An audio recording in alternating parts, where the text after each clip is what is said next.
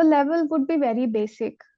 What I believe is when you're entering into the embedded systems world, basic understanding of how any microprocessor or a chip is working is very important. Then only you can build on top of it.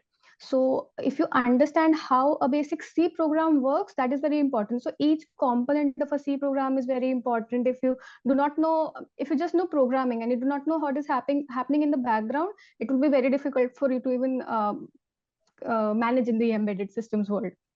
So in any way, the basic understanding of C is very important. So how a program works, the components of the program, how the memory is acting in the background, what all memory, how the allocation is working, so all the instructions that happen in the background.